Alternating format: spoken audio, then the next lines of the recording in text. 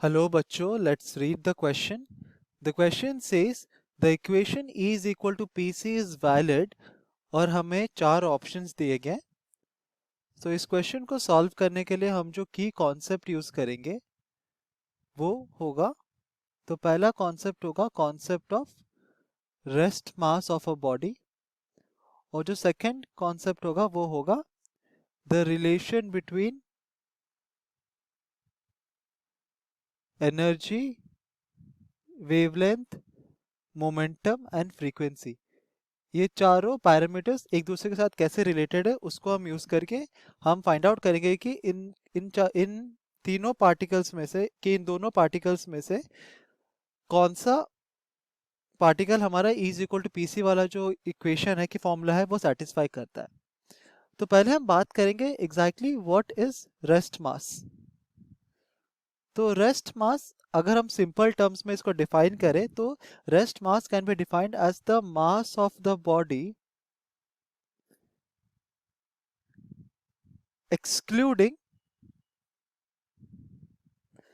the mass due to motion।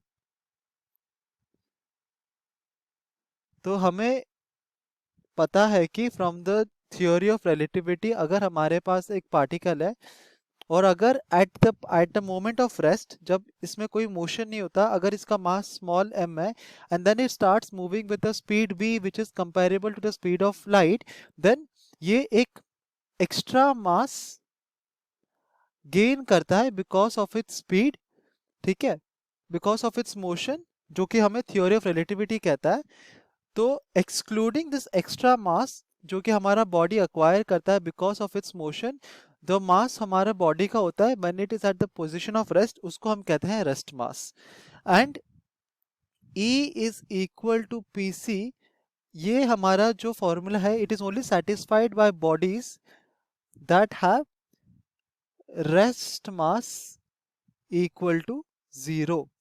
Rest mass equal to zero होने का मतलब है कि जो हमारा बॉडी है वो exactly it is only a packet of energy,